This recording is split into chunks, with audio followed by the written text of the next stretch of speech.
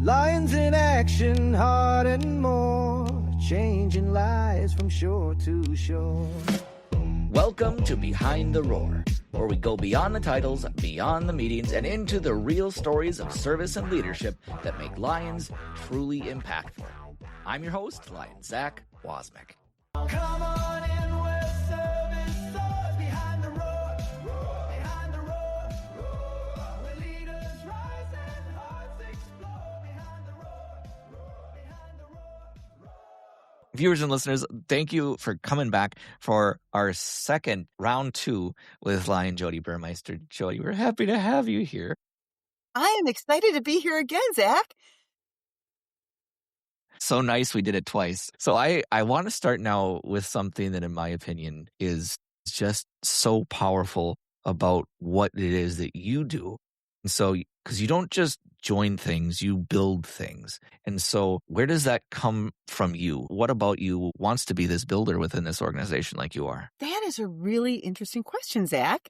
It's inherent to who I am. You know, you asked that question. And so I think back to my whole life. You know, I always look at things, and I'm going to use the term critical eye.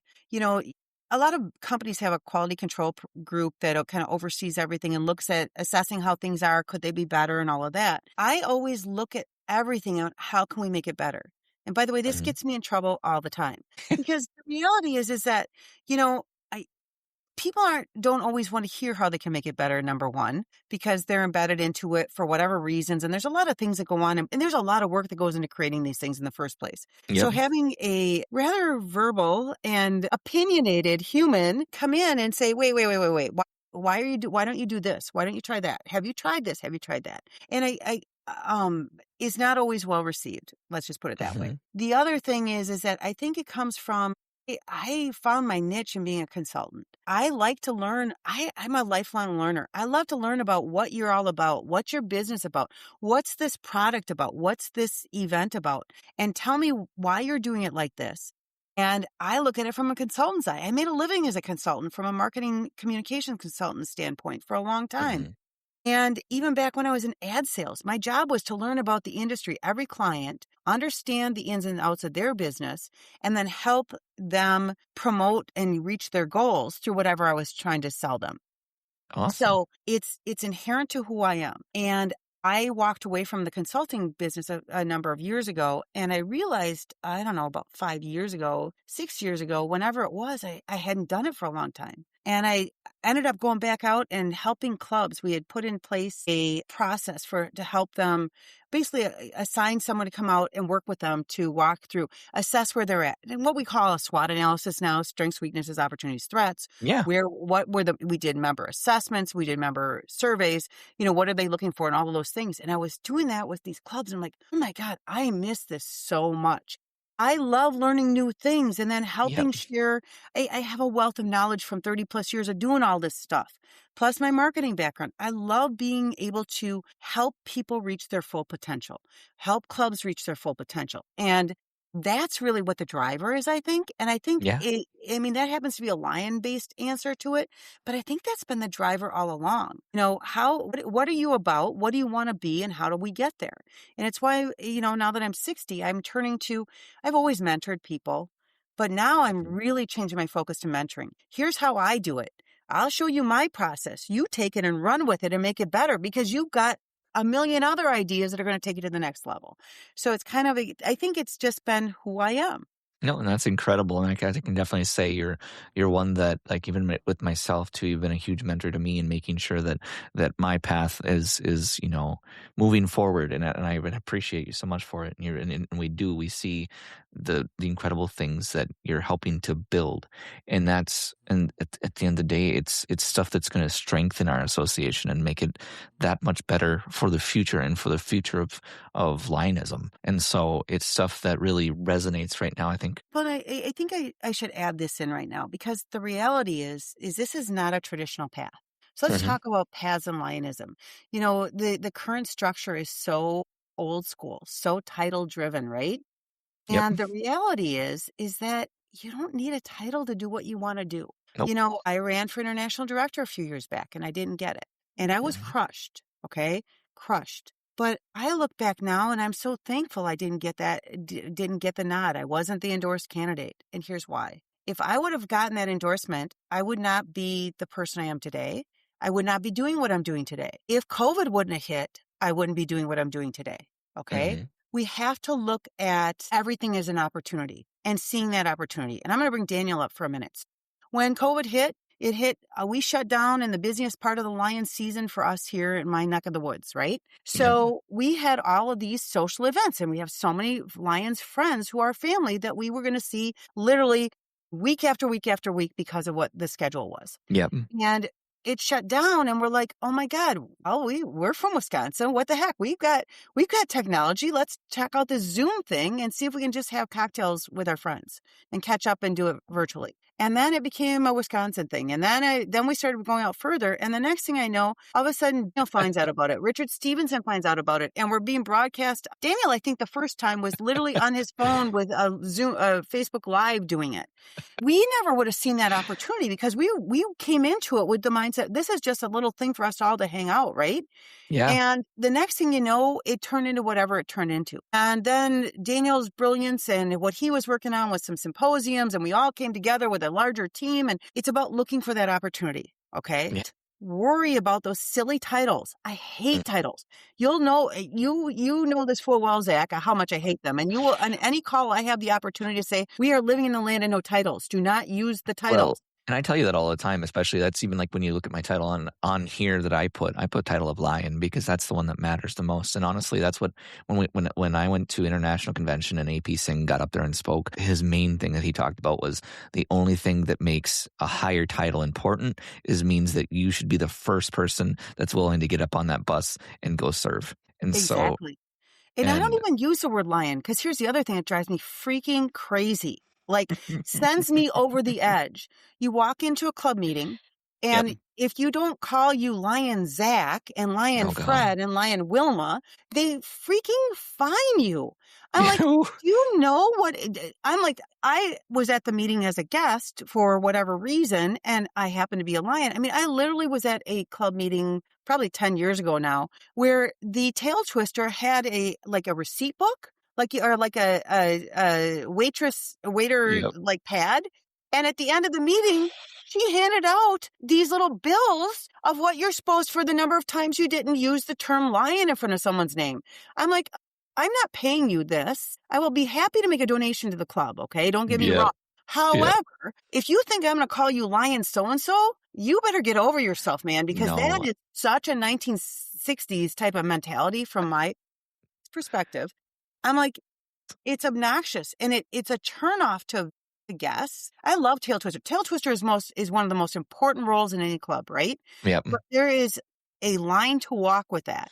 And if it's a turnoff and if it's something that, well, they'll get used to it, that means it's not appropriate. Okay. No. But people are telling me, well, people just seem to really, we love it. And, people get used to it. I'm like, no, if you have to tell me they get used to it or whatever terminology you use, that means it's time to get rid of it. So I do want a big portion of where people have seen you, and I want to go touch on it, is Lions Virtual. What was the beginning of that for you? What did that look like for you? Well, like I said, it literally started with, we had the Burmester Bar start. And I had met Daniel Marney Elkins. He was a brand new Lion. I think he was only a 6-month Lion back at the International Convention in Chicago in 17, I want to say. And we were running around at the different events at International Convention, and we're all dressed up in formal attire and, the whole thing. And this younger human comes up and he's like, I seen you online. And I knew who he was because we had an online social media friendship going on for a while. And so we were doing selfies, and I don't know if you've seen Dale, my husband, and he's like the selfie king and so we met in person for the first time at that convention. Well, fast forward to COVID hits, and then the Burmester Bar started with, as we talked about at the front end of this, I think. And Daniel reaches out and he said, I've got this symposium we're starting up. And it's going to be a 4-hour event. And so the first Burmester Bar, I think, was the end of March, like March 25th or March 22nd of 2020. Well, April 19th or 20th, less than a month later, was the plan to roll out this 4-hour virtual symposium. And it was an all hands on deck. Well, and again, it's COVID. So what else Yep. do we have to do besides figure out this platform and how to stretch it as far as we can with not knowing anything? Yep. And so that's where Lions Virtual started, was those initial symposiums. And I think we did 4 or 6 of them here that were just general base global. And then Yep. we did a couple in Europe, as I recall, and there might have been one other area. I'm pretty sure it was Europe, just Europe and the ones that we did from here. And we brought in people like Winston Ceballos and Wendy Kane and I apologies to anyone whose name I'm missing right now, but The amazing Chris Wooters. well, Yes. he hasn't even been a lion that long.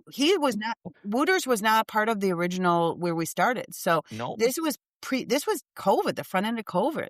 And so my as Lord. we've grown, so Lions Virtual, what we started out with was keeping Lions active during COVID, giving them Yeah. an outlet, giving them a space and a place to find ways to still volunteer, even though we're all in lockdown, or at Oh, least that's have creative. connections. Well, and that And- was like, I saw that too, because people were saying, and that they talked about it quite a bit during his presidency announcements, was AP, also being a huge pioneer in making sure that Zoom became something. So to see it from multiple angles, and especially you guys with Lions Virtual, the amazing things that you came out with and continue to come out with is incredible. Thank you, Zach. So something I haven't mentioned is what an honor it is to have the opportunity to do what I do. And I don't take it for granted. Every piece that goes out, and I'm a perfectionist. I really, really, really try to let things go and let things out, and I'm getting better. Where and this is going to sound egocentric, but I don't mean it to be egotistical, but I have the Jodi level of things that I will not put something out unless it's at this level. Mhm. And that's my issue, okay? And I'm going to call it an issue. That's my issue, because just because it's not the Jodi thing doesn't mean it's not right or not great, okay? So actually mentoring you and others has allowed me to recognize that I just need to let go of some of this stuff. So Mhm. the gift of and the opportunity that I have to be able to flow through, and I'm like I consider myself like a stream. There's a lot of rocks in the way, dude. There are a lot of rocks in the way. I'm a just based on my personality and a Mhm. number of other things. And in those rocks, I'm a stream. I flow around them. I find a way to get the job done. There's so many ways to get it done. So maybe the first try isn't going to work, and you work from there. Mhm. But this gift of being able to we talk about giving people the opportunity to realize their true potential, right? When we Mhm. invite them into Lions. Yeah. The gift I've been given to be able to do what I do and be able to be executive producing different events, to be able to create programs and trainings. This, for my type AA personality, I couldn't have a better. There's nothing I couldn't script it better. I couldn't create a Yep. better opportunity. So I'm just so blessed and so thankful for having these opportunities. It's incredible. And I want everyone to hear very clearly, you make your own opportunity. Titles, again, are nothing. It's about Mhm. finding what's important to you, finding a way to reach that goal, whatever it is. So if you're big into diabetes awareness, find a way to help everyone. Mental health. We should all be working on the mental health project. Mental health is Yes. such a huge challenge in the US and beyond, in every community and every household. So Yeah. how can you, if that's your thing, how can you help further that and help improve the mental health in your community and beyond? These are all things we can all do if we take those blinders off and then Mhm. find a trusted mentor or someone else in the organization that can see beyond what you see. Because just like the Burmester Virtual Bar would never have gone where it went without the Daniels and Richards of this world that saw the potential that's beyond. And that Yeah. we were open to seeing and to listening and hearing what they had to say and saying, well, what the heck? Let's try it. What is there to lose here? And Mhm. you really have to change your attitude and your outlook to make that happen, and be willing and open to listen, and be willing and open to change along with it. So there you Incredible. go. Yeah. Well, and that, I think you touched on it really well, that, so many of us, myself included too, when I first started doing podcasting, because for some listeners, not everybody's going to realize that Behind the Roar isn't the first podcast that I started. I did start a small district podcast, and I had so much fun with it, but I was such a perfectionist in that way too, that if it wasn't perfect, I didn't want to put it out. And so I had about 4 episodes, and it was done. And that was probably 4 or 5 episodes, and that was it. And now I look at it as if I can't, like, because it was like, okay, if I can't find a guest, what am I supposed to do? Like, I just didn't do anything. Now it's knowing that if I can't find a guest, I can go on there and talk myself about lines, things that are happening. It's knowing that it doesn't have to be the perfect conversation, because realistically, the perfect conversation doesn't exist, and we're all human. We need to talk about the moments that truly matter, the stories that matter, and so finding that avenue and really pushing it and pushing myself, which you've done for me greatly, is appreciated. But it's seen now as we move forward, that personal growth, especially for me, has been phenomenal in changing my mindset on perfection. Well, and it's so hard because, we're raised, we're talking in the U.S. school systems here, okay? Mm-hmm. But in the U.S., you're rated, and across the globe in the school system where you start your world and where you learn the most, supposedly, in the Mm-hmm. school system, you're always rated. You're always trying to get an A. You're always trying to be the best in the class, whatever, Yep. whatever. So Mm-hmm. we're programmed to look for perfection. Because if you fail, you get a giant F on that paper or that test, then you are marked as a failure and they throw you off to a different level of classes or whatever the case may be. So we Mm-hmm. are programmed to not embrace failure. And Mm-hmm. the reality is, embracing failure is how we succeed. Yep. Allowing ourselves to fail, allowing ourselves to say, I don't have to be perfect, which, by the way, you'd have heard me say this a million times. And I have to say this because it's my OCD perfectionism thing is still very strong. And it's like, you know what? On a day, I will look at myself and I'll say, listen, you know what? If I don't get this done today, no one's going to die and the world will not end. And we have to go down. We have to realize that. I think that my favorite thing, especially when I can see, when you're working on things, and I just wanted to add this in because, it's just the cute little human part of Jodi that makes me laugh so hard is whenever she's working on something, and maybe it's something that isn't going to plan. The Jodiism that's very important is freaking Fraggle Rock. Is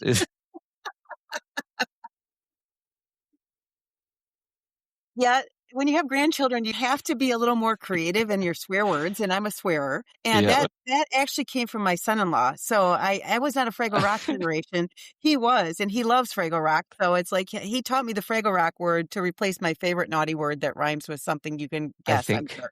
I think But yeah, I think I told you mine too at the time, because we know now we're talking about our favorite non-swear words, which is just a great part of the podcast, was son of a bean dip, mother Frito. shiitake mushrooms, Zach. The other thing that I've always done is I swear at myself more than anyone else. Yep. That's how I justify a lot of things. And so Yep. when I get really frustrated with something I did or didn't do that I wanted to happen, Yep. again, perfectionism, I use my names. And if it's a small thing, I've it's heard that. Jodi Elizabeth. If Yep. it's a bigger thing, it's Jodi Elizabeth. If it's really bad, I use my maiden name. It's Jodi Elizabeth Smith Master. And I never realized often because I've worked from home for so many years. Yep. So I never realized how often I was saying it until a friend of mine who's in Lions was a proofreader for me on a monthly project. And I would apparently say it all the time because then we're at a convention down the road and all of a sudden I hear someone yelling my full name, Jodi Elizabeth Smith Burmester. And you know when your mom or dad yelled it, you're like, and so I like stopped in my tracks with whatever I was Yep. doing. I'm looking around like, who the heck knows my full name? It was my friend. And because she heard it all the time and that she had been trying to get my attention for a while, apparently. And she's yelling it across this, convention space. And I'm like, oh my God. So anyways, yes, I love it. swear words and swearing at yourself. But, we That's all have to learn to fantastic. be kinder to ourselves is another message I'll share with you. I'm gonna have so much content to be able to span over multiple episodes. I have, so I did want to talk because I'd be remiss if we don't talk about it. It's such a big portion of what we do together is the amazing work that we get to do with the Lions of the United States, and especially within our program of the Roar and Pour. And so a lot of that, as we've talked about here during this podcast, traces back to your Burmeister virtual bar that happened during COVID. But what is something that you would say people are missing out on if they've never joined into a Roar and Pour? We've talked about, I've been a Lion for over 30 years. I have gone to umpteen million conventions. Okay, that's a slight exaggeration, but I've been at a lot of conventions. And my favorite part of every convention, every forum, every summit, anytime I get together with other Lions is never the official curriculum content. Mm-hmm. Okay, never is a strong word, but it really truly isn't. There's bits and pieces I love about that as well. Don't get me wrong, but the best part of it is getting to hang out with other Lions and learn from them. What's working in your area? What are you doing? What's your best service project, and why does it work for you guys? How do you do it? What does it cost? Having those conversations, or how do you get new leaders to step up? Whatever it is that you're talking about, that's where the real gold is for me. And so what Roar and Pour does is gives you a virtual hospitality room. Again, I'm from Wisconsin. We like our hospitality rooms. We have socials and we have cocktails and we just yak. We do in yak, Minnesota and, too. Yep. yeah. And so, but this virtual hospitality room concept, whether you want to look at it as the lunch conversations you have at the meals when you're at these events, whether you want to look at it as in between sessions conversations you have with the individuals that are there. It's what that Roar and Pour is designed for. It's really designed to bring people together. First off, we want you to get to know each other. It's so important. We're not just Lions. We are real humans that have real lives. The connections that we have and the way we truly become family is because we care about one another. If you're only talking Lion stuff, how the heck do you even know the person to know that you even, how do you get, the connection just doesn't happen the way it could. I So agree. first off, it's about building that network of people, in this case, from across Constitutional Area 1. So United States and its affiliates. Okay, so the first question every time, you all get to hang out in breakout rooms in this thing. And you get to talk with each other about a question related to the theme, but it's a personal question. What does this mean to you type of thing? Along with people that you've never met before, potentially. And that's how you get to know one another and start building that network. Then the second part of it is we build a theme that allows you to think differently potentially about something you're already doing as a club or an opportunity you're not aware of. And you get to not only hear content from our bartenders, as we call us, but you also get to work through it with those other Lions and Leos that are on the call. It's such a gift to have that. One of the challenges I think we have is, number one, breaking through and getting people to recognize what Roar and Pour is. But number two, we're so zoomed out these days. Yep. So if you're zoomed out, okay, this is not your traditional Zoom call. I feel you. I create this. I'm on a lot of these Zooms. I completely get it because I am zoomed out on a regular basis myself. But the reality is, by joining in on Roar and Pour, it recharges my Lion batteries. Maybe that's the way to put it. It's an opportunity to not be having to be force-fed content and jump through hoops necessarily. It's an opportunity to hang out with some other cool humans, learn from each other, get to know each other, and then go on with the rest of my existence.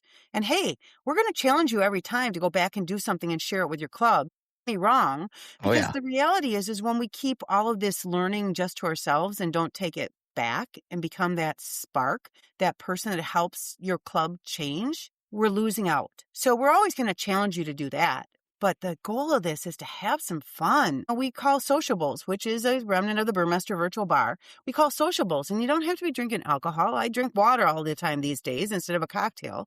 Whatever you're drinking, it's about wishing each other the best. And it's part of us building that network of kindness and learning, and that network of being able to reach out. Hey, I'm struggling, Zach. I want to try something with a podcast. I don't even know where to begin. You start to build that support, that peer-to-peer support network that's so important in Lions. Yeah, I would agree. And that's, for listeners, obviously we've talked about it a little bit too with Lion Daniel, but we're talking about it here because it's so important, especially as a constitutional area one, which for those who don't know, maybe you're an online listening, that's the United States of America. And we work with the Lions of the United States to do some truly incredible things. And there are so many awesome opportunities to learn about what it is that we do at whatever level of Lion you choose to be. Obviously, we're all leaders in some way, shape, or form, whether we have a title or not. But if you've never been to lionsusa.org, I highly recommend you check it out. There's so many cool opportunities like our Roar and Pour. Our Roar and Pour, I would say, out of all of the ones that we have, is probably the most relaxed opportunity and setting to get to sit down and, like Lion Jodi here said, is just really truly enjoy that camaraderie, that togetherness, and have that good time. But there are so many incredible opportunities whether it be like the membership Mondays, Wisdom Wednesdays that we have. I know that there's some that I'm missing that Lion Jodi probably knows, but Here's the deal. You don't have to cover all of them. no, but they're great. If Well- you've never been to them, I highly recommend. Yes, check out lionsusa.org. There's a calendar right on the front page that tells you about events coming up, and it's something that it's so great for no matter what level of lion you are, because you can learn so much and have such an amazing time. Well, and Zach, just building off that, because you're so right. And I think our biggest challenge is that, Lions USA is known to some of our leadership teams, at the district level, et cetera. The opportunity to truly make a difference is at the club level. And Agreed. if you're a club that's looking for new ideas, if you're a club that's struggling to get people to step up for leadership, if you're a club that's looking for new service projects, whatever it is, there is lions out there that are already doing it. Jump on these calls. You don't have to reinvent the wheel. We're part of the world's largest service club, right? Organization. So why are we keep trying to reinvent the wheel? Learn from someone else. Steal their idea, take the concept, adapt it to your local area, and help provide more opportunities to make a difference in your hometown, because that's where it really matters. The numbers are going to roll up for Lions Clubs International to get the grants that they need to build the partnerships they need on a global level and on a national level, whatever it is. But it's where getting those local Lions to recognize that it doesn't have to be the club president. I'm Lion Jodi Burmester from the Madison Central Lions Club, and we are struggling to get new members. Where the heck am I going to find that? That's the important piece right there. That's the message we have to get out, and that's the people we need to reach, because those of us that do have those titles that I hate get plenty of this stuff. We get all of this stuff. We get emails about all this stuff, but getting it down to the grassroots Lions that are actually going to be able to change the culture of their clubs and evolve their clubs for the needs of for future generations of volunteers is the most important part. Yeah.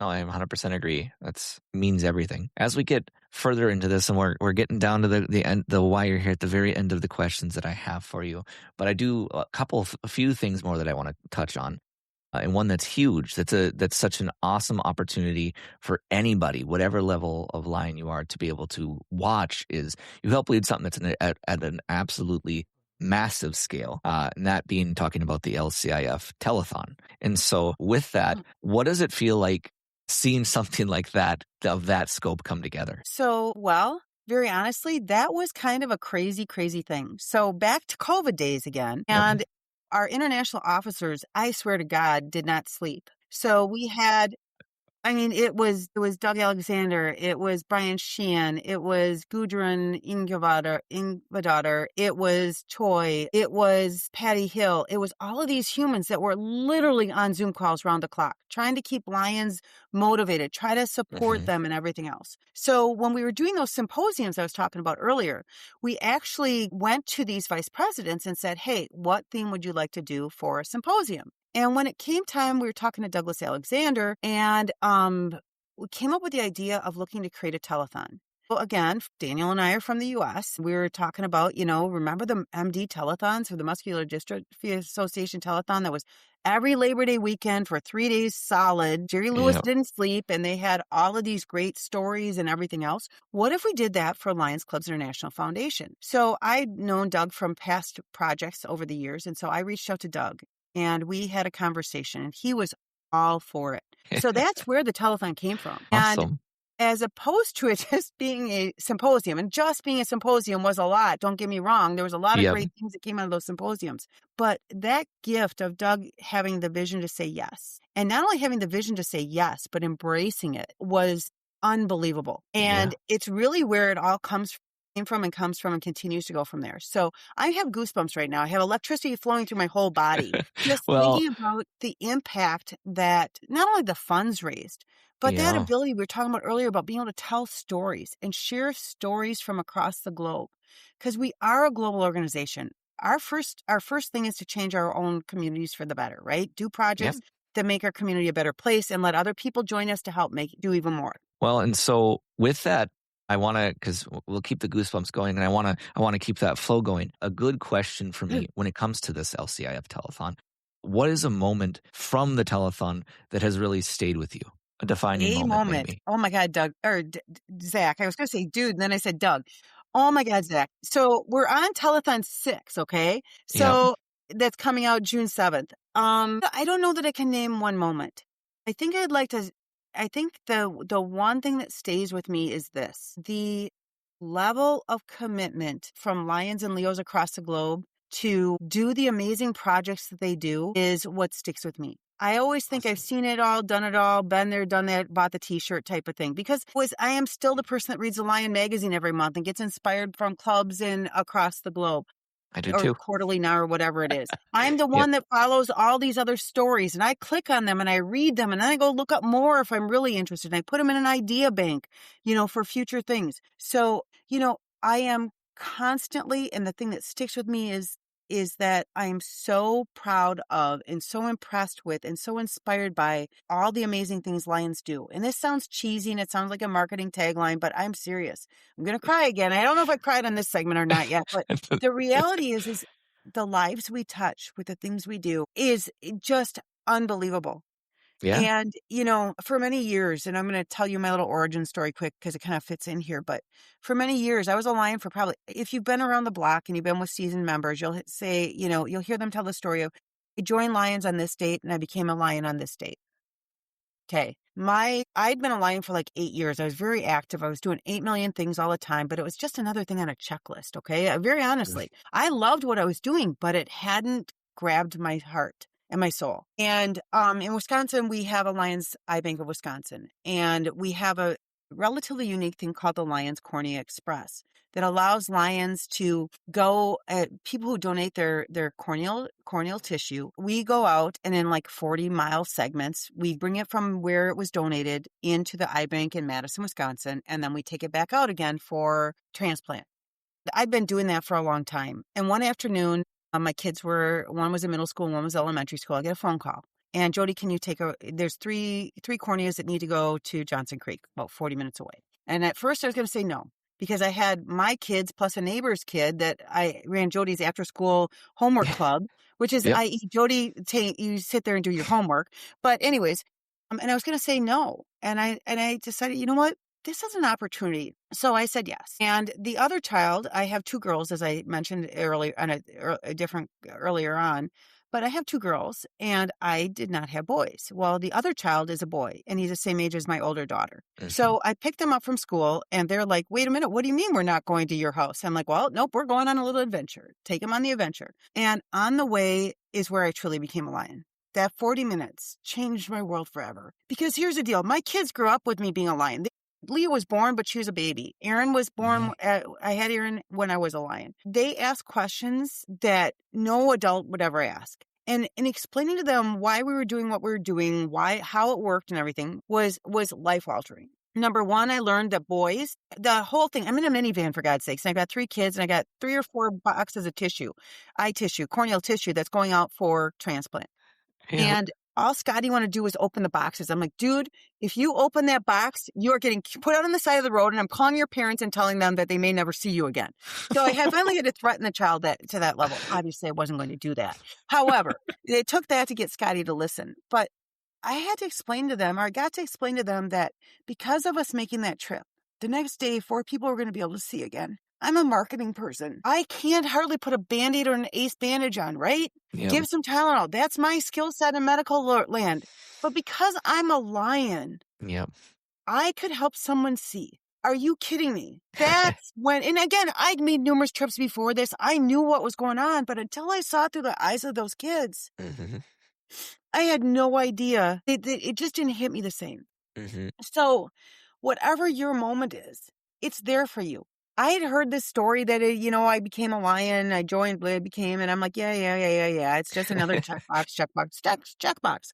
But the reality is when it hits you, it could be going to your Lions camp. It could be volunteering at the local food bank. There's any number of places it could hit you. The reality of what the gift, part of the reason I do what I do is because Lions has given so much to me. I would not be the human I am if Lions wouldn't have invested in me when I was a kid. I was 26 years old and I had the opportunity to go to the first Lions Leadership Institute. And that's a different story we don't even get into right now. But the fact that this international association, when I was a Lion of 3 or 4 years at the time, invested what they invested in me, not only changed my world as to who I am, I had to give it back. I can't take. And I have gotten more out of being a lion than I've ever given. And that's really the bottom line of what we do and why we do it, because it truly changes not only the lives of those people that we're making a positive impact with, it changes our lives. It makes us better humans, better able to make the world a better place. And in today's world, we need that so badly. More than ever. I agree. Yeah, look at me crying again, Zach. I know, I'm too. Thanks. You're welcome. Sometimes we need a good cry. Yeah. And I agree that, but really, like you've been just an absolute, like you've gotten so much from Lions, but you've been a huge change maker for Lions and for people all over the world. I want to. It's something that I really think is important, but it humanizes people. So you've received obviously the highest honor, as well as some of the best honors that you can within Lionism, being an ambassador of goodwill, and obviously so many other things, but. For you, being given those types of honors and being seen for those types of groundbreaking achievements, what has that meant for you personally? So, I'm not going to sugarcoat anything, right? Yeah. Here's the deal. I am so appreciative of being recognized, okay? I am so appreciative of being recognized, but I hate recognition of myself. Absolutely hate it. I love giving recognition. I tell a story all the time. I hate the fact that most Lions clubs, you're more likely to thank your waiter for pouring you water 5 times at dinner every time they pour you a glass of water than you are for thanking another member, okay? That's true. That is a huge soapbox issue for me. I'm not going to get into. But when it comes to being, for me, I am very thankful for and very appreciative of all of those recognitions, okay? But it doesn't motivate me to do more. And that's what I wanted to get out of that question. It truly doesn't. I mean, you got my Lions resume, and it's important because of the way our organization works and everything. Yep. If I could get away with not putting anything about awards and recognitions on it, I would in a heartbeat. But every time I take it off, I send it out for someone to do an introduction. I'm like, wait a minute, what about this? I'm like, okay. So I keep it on there. But the reality is, it's not about those official awards, okay? It's about being recognized for what you do in the moment. And being appreciated more than recognized. For me, anyways. All right. So for me, it's about appreciation. It's about being appreciated, not necessarily getting some big fancy award. And very honestly, when we moved our Madison house, when we sold our Madison house and changed our lifestyles, a year and a half ago, I was this close to throwing out every plaque that I ever received as a Lion. I did not. Okay. I didn't do it because I knew at some point I'd probably regret it. But they're still in a tote in a storage locker right now because I just don't have space for it in my world right now. Well, and that's a lot of why I bring up that question, because realistically, it's great. You can have the highest recognitions in the world, but at the end of the day, making sure that you're being a good person is higher than having any amount of proof that you were a good person. Pin or a medal doesn't make me better or worse, okay? And I appreciate every one of them. I'm very proud to have received that award, the Ambassador of Goodwill, and every recognition I've ever received, okay? That's not what I'm saying here at all. And I'm not trying to disrespect those who provided those recognitions to me. Yep. But in the reality of it all is like, it doesn't, you're right, Zach. It doesn't make me a different person. It doesn't make me a better person. And I will spend, 24 hours going, yay, yay, yay, yay, yay. And I'll spread it with the world and share it with the world because I'm excited about it. All right. Yeah. But at the end of the day, Zach, you saying that I've helped you make you a better person and help you realize your goals is more important to me than any medal, any pin I would ever receive. Seeing my kids and grandkids grow and thrive because of the work I put in with them and the time I've spent with them. That's what matters. Yep. Seeing that person that I helped get a pair of glasses for, see better. Whatever those projects are, that's what matters to me. That's what drives me to continue to do more. You can, the rest of it, I would a million times more rather hand out those recognitions and help recognize someone and appreciate them than I ever receive any of them. I love that. I feel the same. That's amazing. It is. It's such a phenomenal feeling of helping others and making them feel seen, valued, and heard. It's one of the.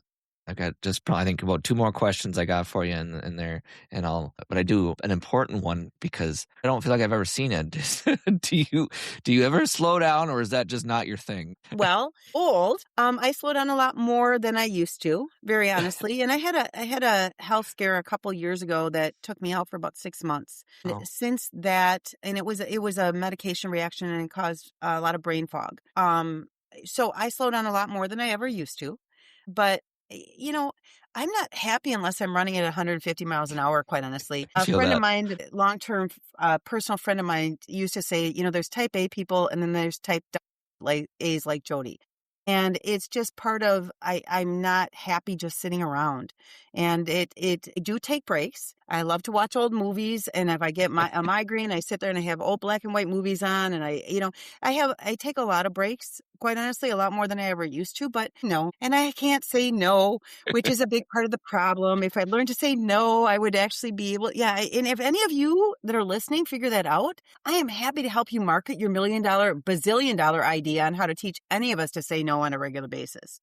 I've had the worst time when it comes to saying no to anything. I feel that. But I want to come back just for a second to your grandkids. And so when you think about the world that you're building for them and that you're helping to, friggin', like, what does that mean to you? Oh my God, now you're going to make me cry again. This time I'm hoping I did it too. So thank you, Zach, because a lot of people don't want to hear about my grandkids. And this Yaya likes to talk about her grandkids, as you know. Yep. I looked at this the same with our kids and now even more so with our grandkids. Today's world is a very scary place. And our grandson is on the spectrum. And it's an even scarier place for you if you don't look like, act like, and behave like the norm in this world. And I tell you what, I feel like not only for my grandkids, but for the world, it's so important. Every little thing that we do. I don't do a lot of hands-on volunteering in the traditional way anymore because I'm so tied up with doing other different levels of volunteering. But every piece we put out there, every positive thing we can do in our community makes a better place for these kids. Okay. And it's, the theme, Doug Alexander's theme about be kind, basically, kindness matters, of a couple years ago when he was president, is just so important. I still have one of the local Lions clubs here made yard signs that say kindness matters on them, bright neon yellow with a Lions logo on it and the club contact information. The base of that yard sign is long since disintegrated, but it sits in the window at our apartment in Minneapolis. Where our apartment sits, there's a road that comes up, and every single human that drives by sees kindness matters in giant letters. I can see it, you can see it, and whoever drives up. And anytime we can spread that kindness, because it's about kindness, it's about looking at people and looking them. And I stopped using the word people a while back, and I've been harassed about it by some people. What do you think? We've been abducted by aliens? Why you're saying human all the time? And I stopped using the word people overall because we use it to beat up people that don't look like us. We're all humans. And by sharing and spreading kindness to people who don't look like us, people who don't think like us, I don't have to agree with you. Okay? I don't have to agree with you, but you're a human that deserves the base level of respect, baseline of respect and appreciation for what you put into the world. That is what I'm trying to build. One lion and actually, doing all these trainings, doing all of these pieces that I work on and I'm so blessed to work on is really to try to build that world where everyone's going to feel like they're welcome. And not like they're outsiders. I know some of you are sitting there going, oh, for God's sake, she blah, blah, blah, blah, blah. But the reality is if we don't each take on that role, the world isn't going to get better. We each have a responsibility to the rest of humanity to be kind.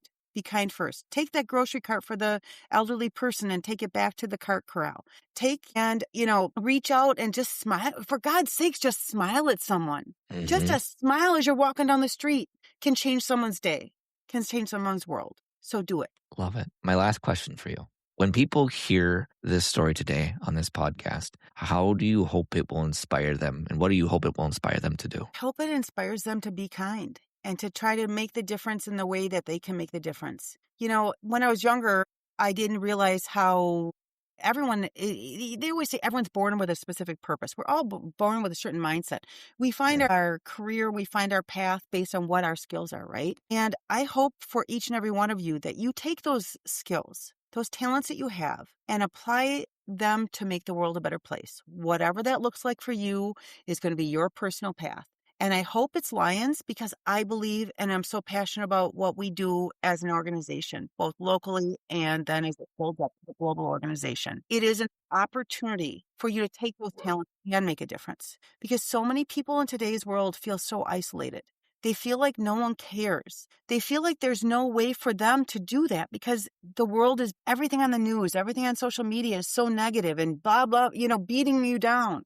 The reality is every human has gifts, and finding a way to give, Lions gives me that chance to share my gifts to try to make the world a better place. And it can give every human that same opportunity. So use your gifts to make the world a better place, and whatever that means for you, and just do it.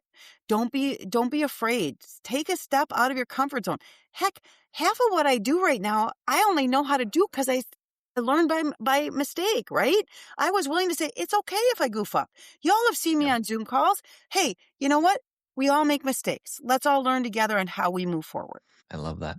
It's amazing. Thank you, Jodi. It was an amazing conversation. So Jodi is one of those people who reminds you that leadership is not about titles at all. It's about your heart.